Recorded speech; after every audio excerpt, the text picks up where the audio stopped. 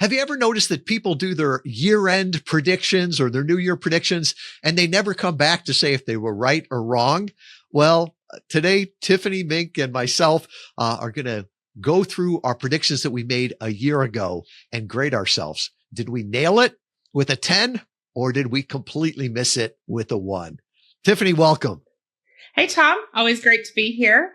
I think this will be a fun conversation, like you said, to challenge ourselves. Like, what's our grade for the year 2025?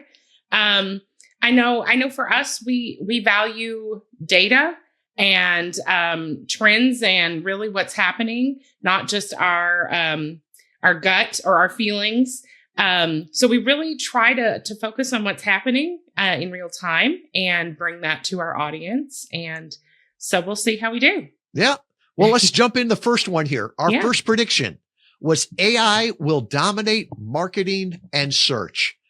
What do you give that? From a 1 to 10, did we miss it or nail it? I think that's probably the one that we nailed on the head. So I give it a 10. Okay, I'm going to give it an 8. And I'm still amazed the momentum from people still selling the old stuff, right?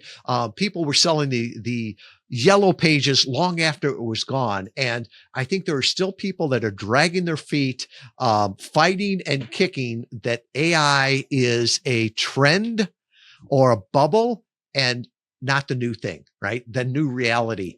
So I think 80% of the world has figured that out. And there's probably still 20% of the market that's dinosaurs that are pushing back on us. So that's why I gave it an 8. Yeah. Well, I think maybe the 10 comes from my impression, maybe a little personal bias there, because we have embraced that internally and with our clients and how we coach them. But I do agree there's a lot of stragglers left that quite aren't on the AI bandwagon yet. How about number 2? The rise of LMO, language machine optimization. I think I'll give this one an 8. I don't know that the LMO has come in a lot of people's vernacular yet. They're still talking about SEO a lot. They haven't moved over to the LMO. Kind of tying into that first point there, they haven't quite embraced the language and the nuance of that and how to retrain their thinking on what that means. Yeah, I was really surprised that this didn't take off. And I don't think anybody has really come up with what do you call AI optimization, right? There's some people calling it LLMO for large language machine optimization. Other people are calling it AI optimization. There's other people, a lot of SEO companies that say, no, it's just like SEO, but now it's AEO, Ask Engine Optimization. And it's like, I think in the years coming forward, there'll be some term that we focus on. And I think we're calling it, and I sort of gave it a 7 just because I thought it was going to be called LMO, but there's so many different terms in there. And I think once again, technology is moving so fast here, right? Exponential growth of the technology, but we're still humans and we don't move at exponential growth. So I think there's a lot of people just dragging that along. And the other thing that I didn't wait enough is there's an entire industry built on the past, right? Mm-hmm. And that industry doesn't want to change. So they're trying to sell the old ways as still working in the future. Right. And so I think we're always going to have that where there's that laggard effect there. But so I think that's a 7 from what people see. But I think even Google and those bigger ones realize that SEO is dead and, this large language machine optimization is the future. Right. And if you don't agree with that, well, just think about when ChatGPT came out with their own browser that didn't go through Google and all the rest of that, right? It cost Google $62 billion that day when the stock went down. Follow the science, nothing. Follow the money. That's where it's going. Yikes. That's a big check to write. And the rise of LMO, or what we're calling that right now, really just stirred up the dust. And I think you had a good point there of waiting for the dust to settle to see what we land on for calling it. I know you talk about when radio first came out, and it was called something else before we landed on calling it radio, right? Wireless telegraph is what it was originally called. Right. And there's no way anybody would, that you're like, okay, that didn't stick. So we'll see what the wireless telegraph of LMO becomes in the next couple of years. All right. Well, number 3, collaborative content will outperform solo content. I think this one's an 8 as well. Because we see that as a solid indicator. Online, whether that's through old school search engines or AI, all of that is still favoring collaborative content. With AI, the other side of that coin is now, are you AI or are you real human? And so it favors collaborative content over solo, because it's harder to fake a 2 or 3-sided conversation than just one talking head in a post or blog or something like that. Yeah, I'm going to give this one a 9. And I think it's all of the marketing content that I've been seeing seems like the vast majority of it is collaborative content, right? There's more than one person. And maybe it's what's being created, or it's what the algorithms are actually promoting, right? One of our clients works for one of the big media companies. Past client now works for them. And I remember her telling me that always put 2 people in your video, right? Because the algorithms like another set of eyeballs. And I was like, oh, do you have to tag them? And she's like, oh no, we know who they are, right? I don't know if that's facial recognition or what, but I'm seeing this more and more in social media, right? The videos that are popping up where it used to just be the influencer. Now it's the influencer with another influencer or talking with somebody. And it's like, the more people I see, the more trust it gives me. It's just not them talking. I'm even seeing it in emails where people are talking about focusing on someone else, right? So they're not saying, listen to my podcast. They're saying, hey, I had this great podcast with this person, right? And they make the other person the hero of it. I've seen a lot more collaborative content, joint launches, right? Even today, I got something from someone inviting me to a webinar, and it wasn't their webinar. They were using their system on that and their network. So I think that network effect is getting much more powerful. And I think it's also a signal to humans that this person has a network, right? They're not just someone that bought traffic or bought a paid ad, but it's like, no, I was seen by, here's my picture talking to Tony Robbins. Now with AI, they may be talking to Albert Einstein and Abraham Lincoln too. But even in those Sora videos and the AI ones, you notice there's a lot of different faces. Number 4, video content will explode, especially short form clips. Oh, this has to be a 10, right? Easy score on that one. We see that, the TikTok style, the reels, as a general whole, our attention spans are going down. So those are favoring for all generations. But also just, having our ear on the ground with our clients in terms of what they want from us and services of repurposing. At the end of each year, we always ask them, what do you want in your marketing assets that we give you for your interviews?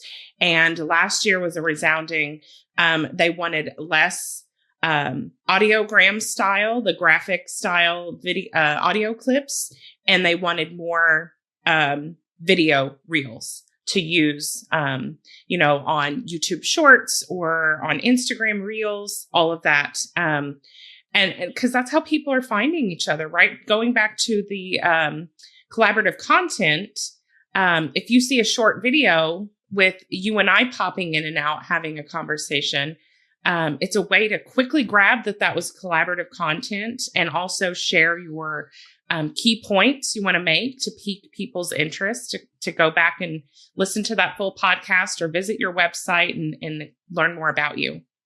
Yeah, I would agree with you. This is a 10. And you can look at our experiences here, right? Nobody goes onto an audiogram anymore and says, oh, there's a static image. I want to click that and listen to that for the next 90 seconds. It's just the engagement has gone down. I think of one old school podcaster that still puts those up. And I looked on his Facebook the other day. There was no engagement with any of those. Those used to get likes, it'd say, hundreds of views on it. And this year it's 0. And I'm like, why do you still put those up there? Right. It's just the artwork for the podcast and the audiogram. It's like, it's just awful. And I see also how the big media companies are doing this, right? Mm-hmm. Joe Rogan, everybody says he gets heard by 100 million people. Well, his podcast gets downloaded by 2 million people per episode, right? That makes it the number one podcast. The other 98 million are listening to a short or a reel. They're watching that. And Tiffany, it really struck me the other day. I used to love 60 Minutes, right? That was always that thing on a Sunday night to watch a little bit of that. And I haven't had regular television in years, probably pre-COVID or something. And I haven't seen 60 Minutes in ages. Nor do I want to listen through all the commercials. Well, I feel like I am watching more of 60 Minutes now than I ever have in my life because they're pulling out these 60-second clips of the different interviews and they'll show stuff there. And I'm seeing it in all of my feeds. And their big thing is go back to our website and follow and watch the full interview. And I'm like, that is genius, right? Because if I see 60 seconds of brilliance, I want to see the rest of this interview. So this idea of, short clips just dominating and video dominating is so true. And then the other thing too, it's even getting easier to add B-roll footage, right? So maybe you don't want somebody to listen to them talking for 90 seconds, but they'll show different video that goes along with the story. And it's just engaging, right? Humans want to look at other smiling humans. Right. Yeah, I think that's a great point. I've definitely experienced that as well. You see a clip of something and it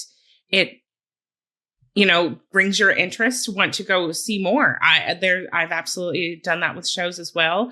Going back to Joe Rogan, I think that's about the only way I've seen his content is from the clips. They're always interesting. But I don't know that I want to sit through a 3-hour podcast episode. But the clips are always entertaining and informative, and I absolutely agree. So let's go to the next one. The shift from the attention economy to the trust economy. To me, this has got to be a 9 or a 10. Yeah, I would give this a 9. And this, again, pinging off the collaborative content. We want to know you're human. We want to know you have shared ideas with others. You're not just completely radical in one way or another. But we're hungry for it in general because there is so much AI and tech, and we have a little bit more secluded lives. We need that trust from people. It goes back to needing to trust somebody in a brand on a branding level, right? Do your values align with my values? And it takes longer to accomplish that, right? So we need to get to know who we let into our circle and who we work with and partner with and collaborate with. And so absolutely, this is a big one. And this one, I would say not only have consumers started to notice this, marketers have noticed it, but the U.S. federal government has noticed it too, right? You see influencers now that are getting arrested, indicted by the Federal Trade Commission, the Security and Exchange Commission. And these were the people that were all buying attention. right? They had their videos out there of here in my garage in front of my Lamborghini or my mansion, all the rest of this. It was just about attention, attention, attention. And people are so burnt out on that.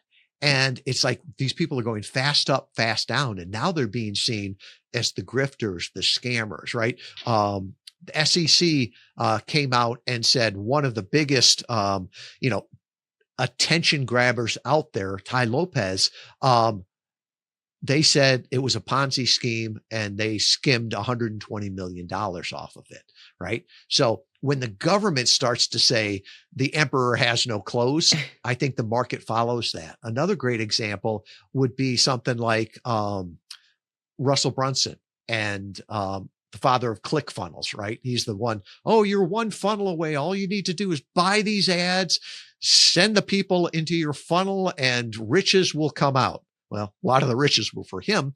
But even he now is talking about, it's all about conversations and authenticity and trust. And, I believe that they understand that the market has changed. They canceled and said, well, they didn't cancel it, but they said 2025 was the last funnel hacking live, right?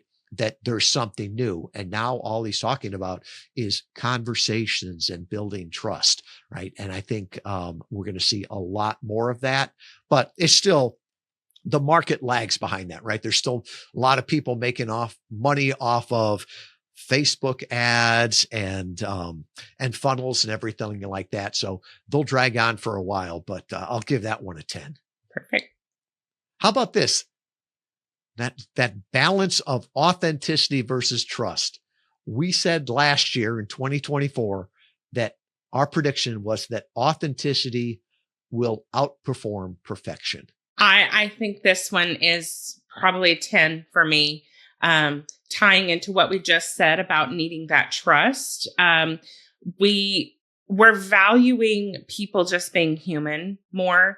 I think because it is so easy to fabricate your life, like you said, with the filters and the editing and the AI and all of that, you can make anything look pretty.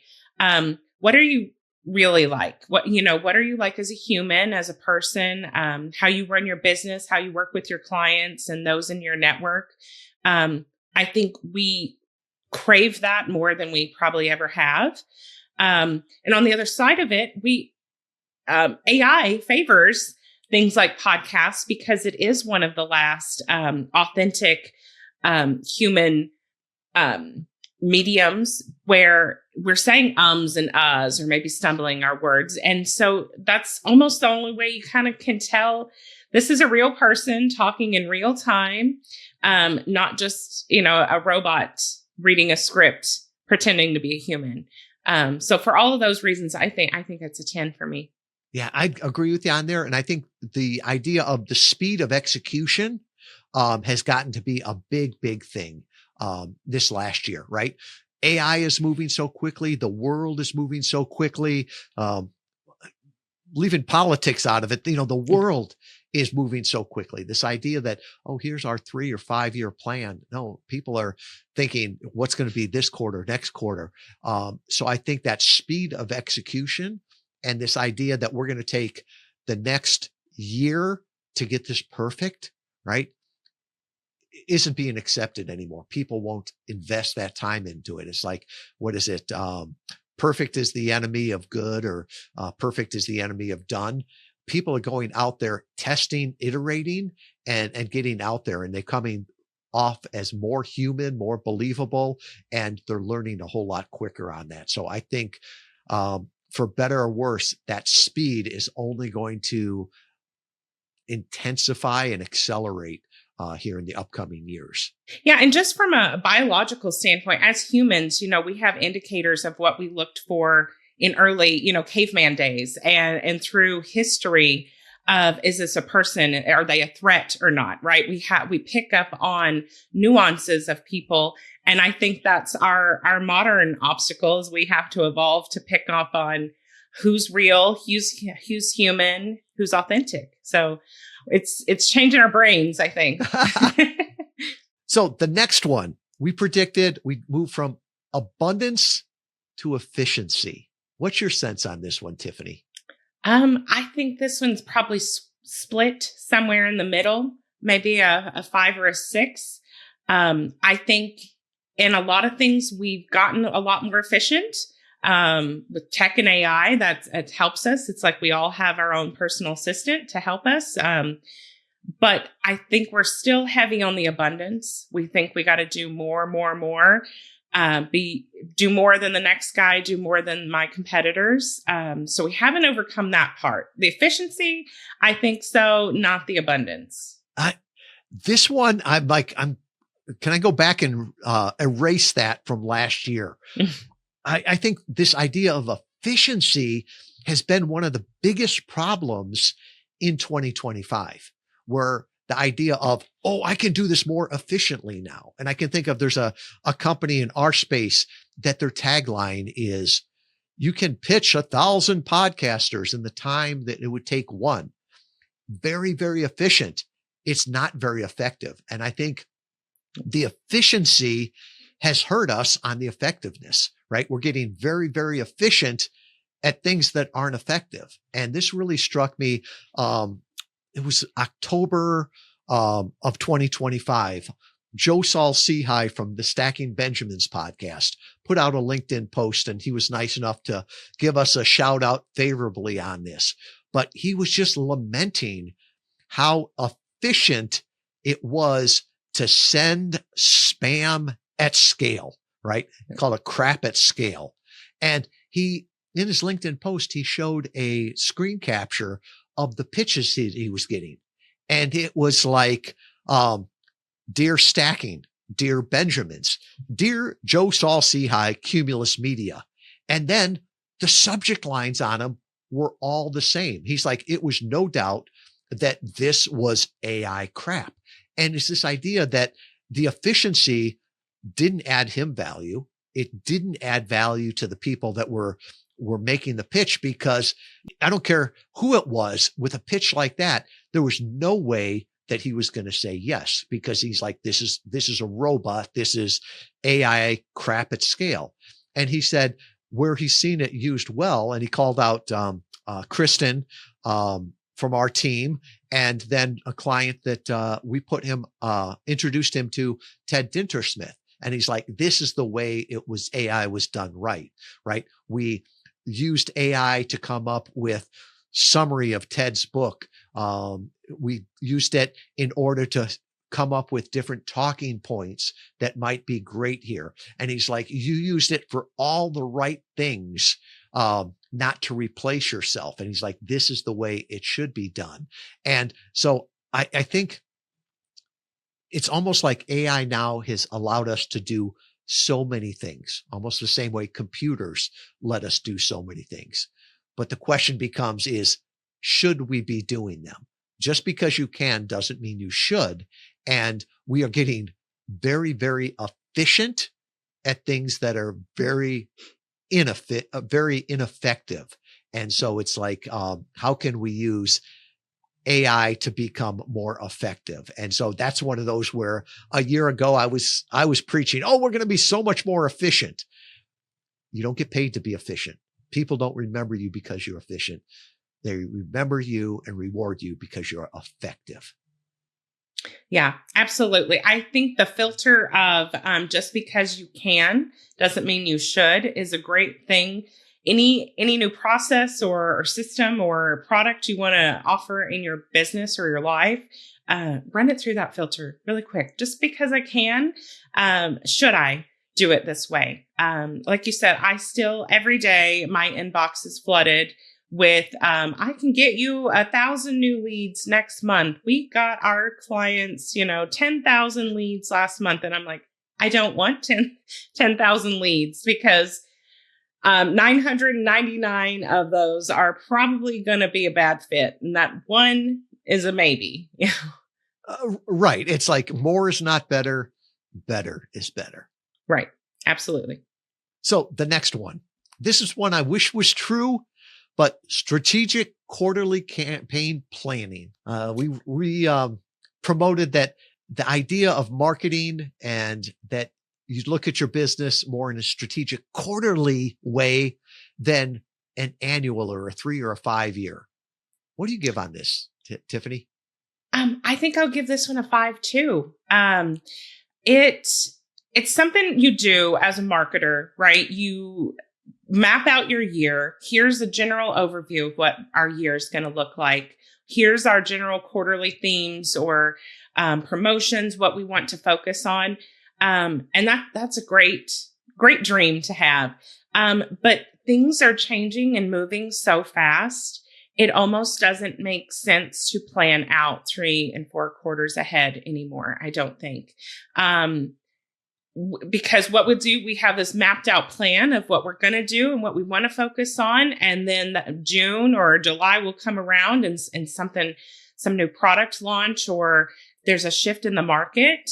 And you're like, that doesn't make sense for right now, So I don't know. I think we're moving more toward, still planning ahead. You still have to have that marketing calendar mapped out, but maybe not quite 9 and 12 months in advance, like you once did.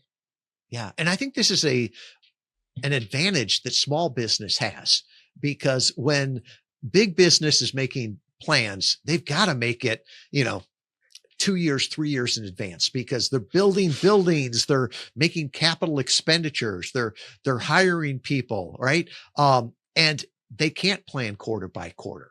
And consequently, sometimes they'll make bets that come out to be huge, huge losses. I think with small business, you can make it have a vision of where you want to be 12 months from now. And you can have a rock solid plan for the next quarter, and then somewhat of a plan for the following quarter, and a framework for the next one. And that's what we're doing, right? We're sitting down next month talking about what the new year is going to look like.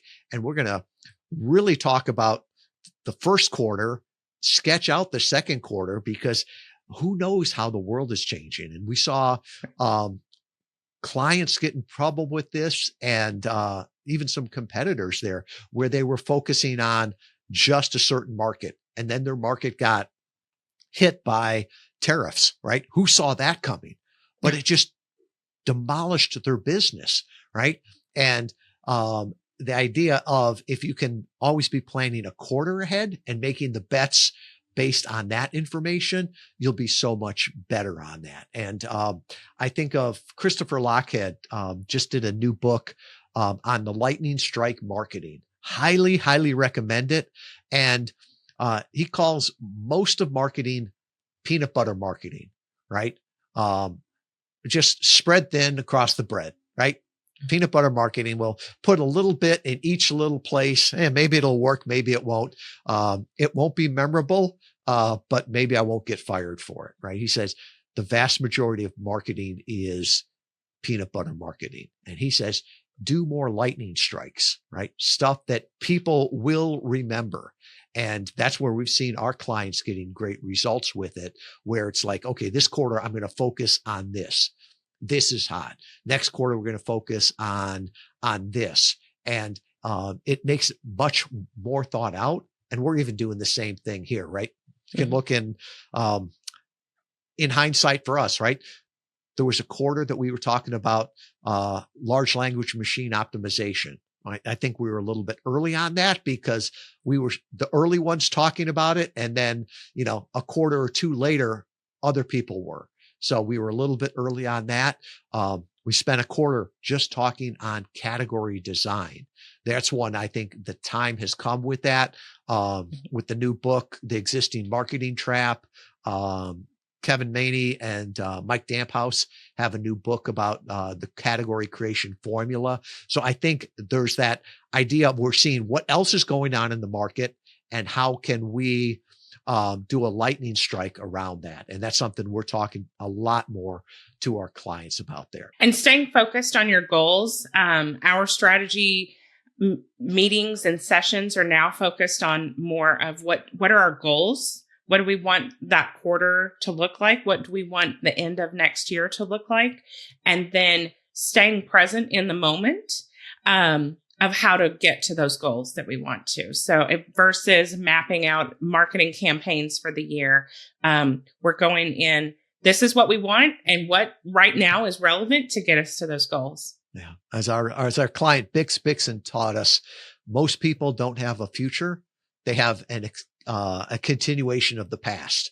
So they'll say, well, last year I spent this much with PR, this much with SEO, this much on paid ads. So we'll just spend 10% more. He's like, that's not the future. That's an extenuation of the past.